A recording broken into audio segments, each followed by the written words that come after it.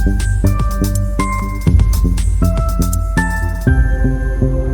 Viewers, எல்லாரும் எப்படி இருக்கீங்க? நம்ம சேனலில் இன்றைக்கி எதை பற்றி பேச போகிறோம்னா, அந்த பெண் வந்து கொடூரமான சாத்தானுக்கு சமமானவள். அவளுக்கு இந்த வழக்கில் வந்து அதிகபட்சமாக நாங்கள் தூக்கு தண்டனை, அதாவது மரண தண்டனை வந்து வழங்குறோம் அப்படின்னு கேரள அரசு ஒரு வழக்கை கிட்டத்தட்ட 2 வருடங்களாக விசாரித்து இப்போ தீர்ப்பு வந்து வழங்கியிருக்காங்க. ஸோ தீர்ப்பு வழங்கப்பட்ட அந்த பெண் இருக்காங்கல்ல, அவங்களுக்கு வந்து வயசு வந்து 24 தான். ஸோ கிட்டத்தட்ட பார்த்தீங்கன்னா கேரள வரலாறை எடுத்துக்கிட்டோம்னா, மரண தண்டனை பெறக்கூடிய இளம் வயது கைதி வந்து இவங்க தான்.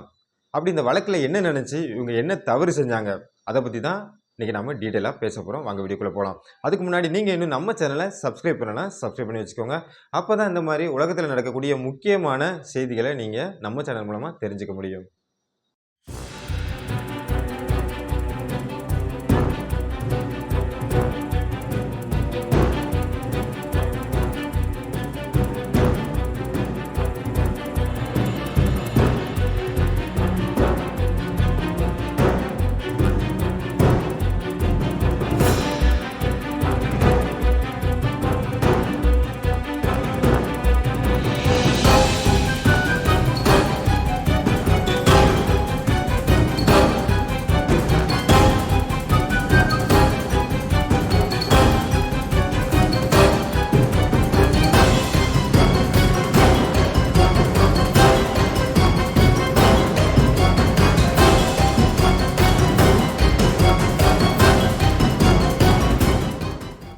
கேரள மாநிலம் பாரசாலையை சேர்ந்த இளைஞர் தான் சாரோன்.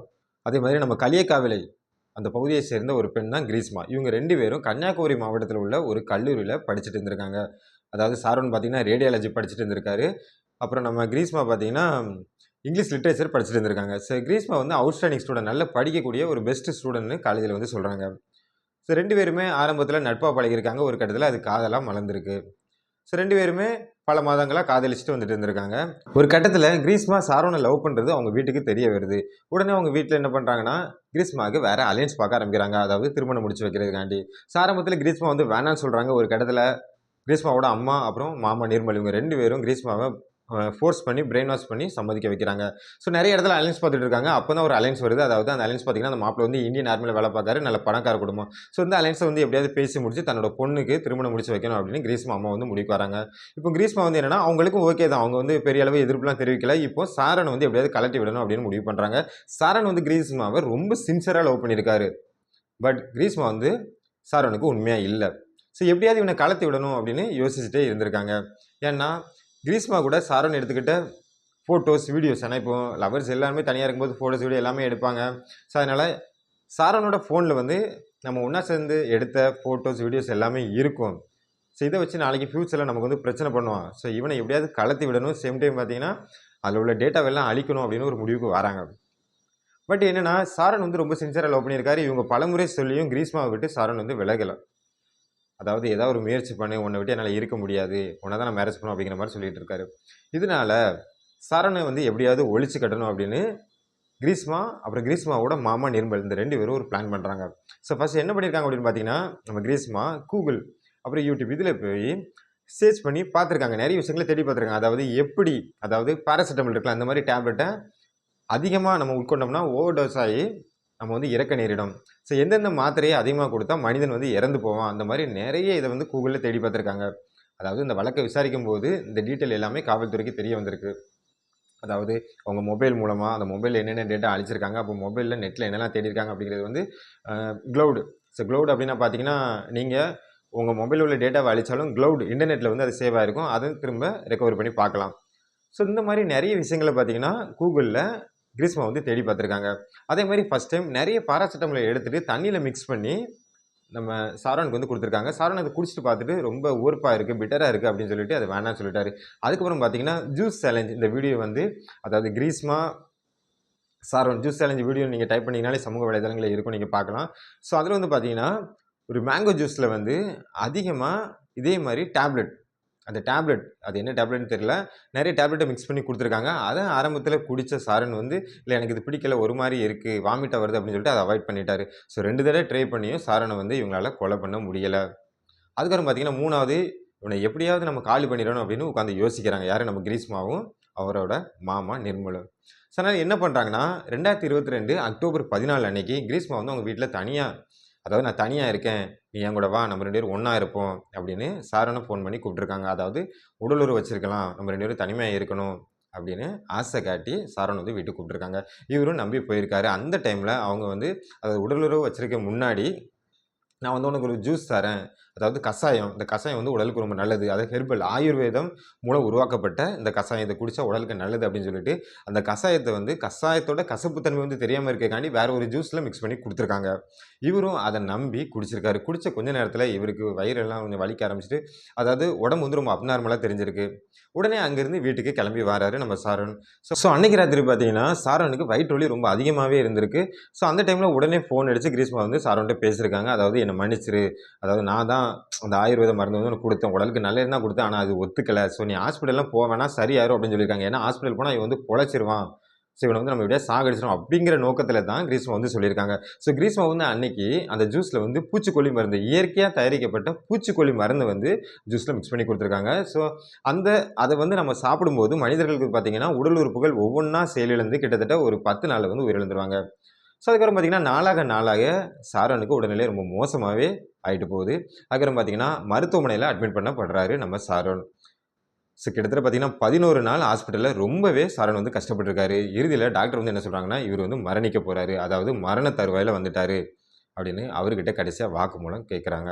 ஸோ கடைசி நாள் வரைக்கும் அவரு சாகுறதுக்கு முன்னாடி, அதாவது இந்த தொடர்ந்து 10 நாள் வந்து மருத்துவமனையில இருந்திருக்காரு. அன்னைக்கு வந்து அதாவது கிரீஷ்மா வந்து இப்படி ஒரு ஜூஸ் குடிச்சா, அதுக்கப்புறம் தான் எனக்கு வயிற்று வலி வந்து உருவாச்சு அப்படிங்கிற விஷயத்த வந்து யார்கிட்டயுமே சொல்லல. அதாவது காதலிய வந்து மாட்டி விடக்கூடாது அப்படின்னு தான் நெனச்சிருக்காரு. எந்த நேரத்திலும் நம்ம காதலிக்கு வந்து கெட்ட பேர உருவாக்கிடக்கூடாது அப்படிங்கிற ஒரு மைண்ட் செட்ல தான் அவரு இருந்திருக்காரு. இருந்தாலும் சாகறதுக்கு முன்னாடி தன்னோட ஃப்ரெண்டு கிட்ட வந்து ஒரு வாக்குமூலமாவே சொல்லிட்டாரு. அதாவது நான் கடைசியா கிரீஷ்மா வந்து என்னைய தனியா வீட்டுக்கு கூப்பிட்டா, அந்த டைம்ல வந்து ஒரு ஜூஸ் குடிச்சா.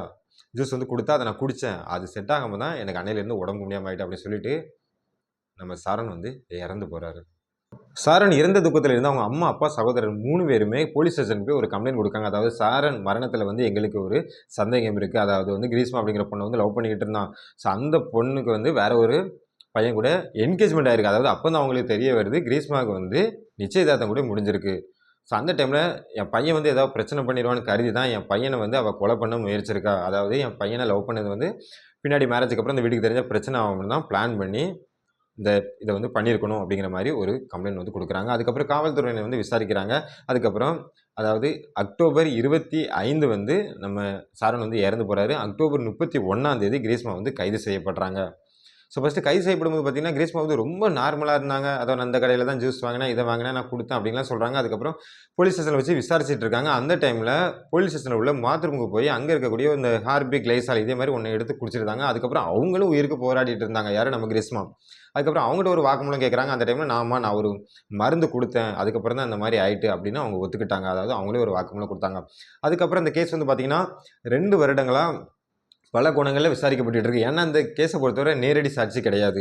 சரி இடையில பார்த்தீங்கன்னா, கிரீஷ்மா கூட பெயில்ல வெளியலாம் வந்தாங்க. அதுக்கப்புறம் மக்கள்லாம் அவங்களோட கருத்த வந்து தெரிவிச்சாங்க. என்னடா அந்த பையன கொலை பண்ணின அந்த பொண்ண வந்து வெளிய விட்டுட்டாங்க அப்படிங்கிற மாரிலாம் கருத்து வந்து சொல்லிக்கிட்டு இருந்தாங்க.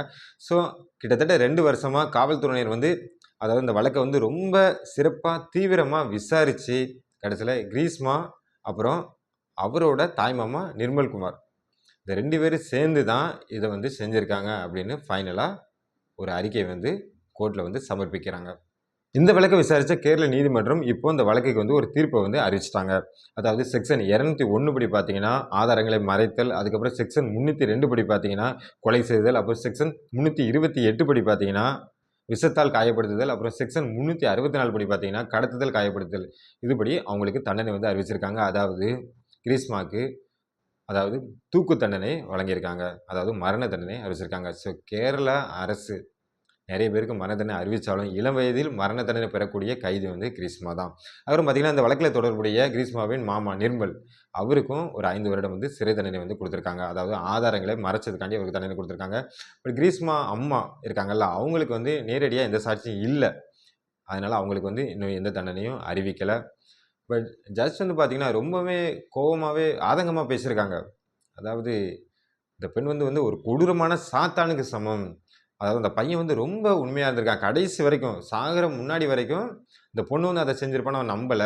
அவ்ளோ உண்மையா லவ் பண்ணியிருக்கான். ஆனா அந்த பொண்ணு வந்து அந்த பையன வந்து கொலை பண்ணிட்டா. ஸோ அவங்க அம்மா, அப்பா வந்து எவ்ளோ வேதனைப்படுவாங்க அப்படிங்கிற மாரி சொல்லியிருந்தாரு.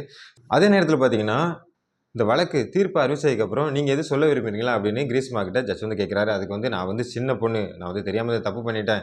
அதாவது நான் வந்து படிச்சுட்டு இருக்கேன் எம்ஏ இங்கிலீஷ் லிட்ரேச்சர். அதுக்கப்புறம் நான் வந்து வீட்டுக்கு ஒரே பொண்ணு. அதனால் எனக்கு தண்டனை வந்து என்னோட நலன் கருதி தண்டனை வந்து கொஞ்சம் கம்மி பண்ணுங்க அப்படிங்கிற மாதிரி கேட்டிருக்காங்க. ஸோ தண்டனையை அறிவிக்கிறதுக்கு முன்னாடி அழுதுகிட்டே இருந்திருக்காங்க நம்ம கிரீஷ்மா. அதுக்கப்புறம் தண்டனை அறிவிச்சதுக்கப்புறம் அழுகையை நிப்பாட்டி அமைதியாயிட்டாங்க. கேரள நீதிமன்றம் இந்த வழக்கை விசாரித்த காவல்துறையினருக்கு வந்து பார்த்தீங்கன்னா பாராட்டுகளை தெரிவிச்சிருக்காங்க. ஏன்னா அந்த வழக்கை பொறுத்த வரைக்கும் நேரடி சாட்சி எதுவுமே கிடையாது. அதாவது இந்த வழக்கு வந்து பார்த்தீங்கன்னா தொடரப்பட்டது 2022 அக்டோபர். கிட்டத்தட்ட 2 வருடங்களாக அந்த வழக்கை விசாரித்து இதில் உள்ள உண்மைகளாக வெளியே கொண்டு வந்து குற்றவாளிக்கு சரியான தண்டனை வாங்கி கொடுத்துருக்காங்க அப்படின்னு கேரள நீதிமன்றம் வந்து கேரள காவல்துறையினருக்கு வந்து பார்த்தீங்கன்னா பாராட்டுகளை தெரிவிச்சிட்டு வராங்க. மக்களும் பாராட்டுகளை தெரிவிச்சிட்டு வராங்க. ஸோ காவல்துறையினர் மீது உள்ள நம்பிக்கை வந்து அதிகமாகிட்டே போயினே சொல்லலாம். மக்களே இந்த கன்னடை பொறுத்த வரைக்கும் இப்போ கிரீஷ்மாக்கு தூக்கு தண்டனை வந்து அறிவிச்சாச்சு. எங்கே எப்போ அப்படின்னு சீக்கிரமே அனௌன்ஸ் பண்ணுவாங்க. இருந்தாலும் உங்களோட கருத்து என்ன? அதாவது கிரீஷ்மாவுக்கு கொடுக்கப்பட்ட இந்த தண்டனை வந்து சரியானதா? இல்லை கிரீஷ்மாவுக்கு அதாவது வயசு 24 தான், அதனால் தவறை திருத்திக்கிட்டு திரும்ப அவங்க வாழ்கிறதுக்கு ஒரு வாய்ப்பை கொடுக்கலாமா? ஸோ உங்களோட கருத்து என்ன? கமெண்ட் செக்ஷனில் சொல்லுங்கள். ஓகே விவர்ஸ், நான் இன்னைக்கு நம்ம வீடியோ எண்டுக்கு வந்துட்டேன். நெக்ஸ்ட் இதே மாதிரி வேறு ஒரு டாப்பிக்கில் நான் உங்களை மீட் பண்ணுறேன். டேக் கேர், பாய்.